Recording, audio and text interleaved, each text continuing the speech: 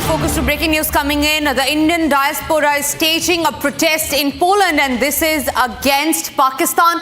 The visuals of the same are on air, even as the world is unequivocally supporting India against the fight in terrorism. There are also countries and people that have come out in protest against Pakistan, and Pakistan backing terrorists and feeding them on their soil. This is a protest that is underway in Poland. This is a protest that the Indian diaspora is staging against the Pakistan in Poland.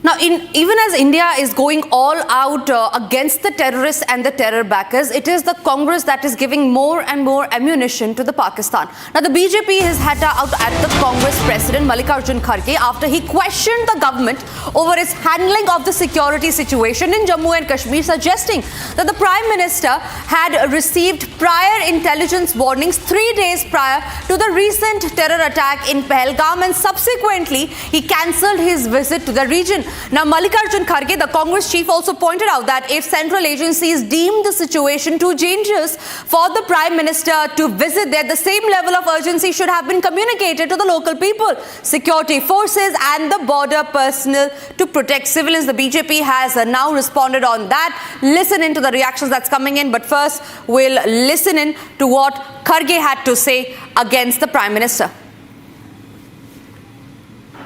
ये भी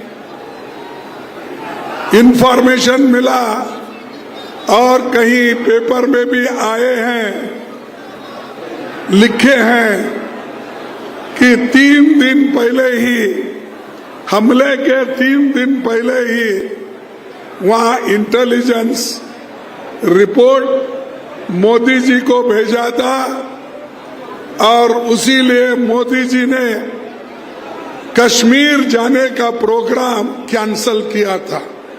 ये मैं एक paper में पढ़ा।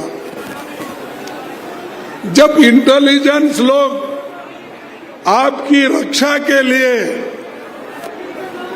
ये कहते हैं, आप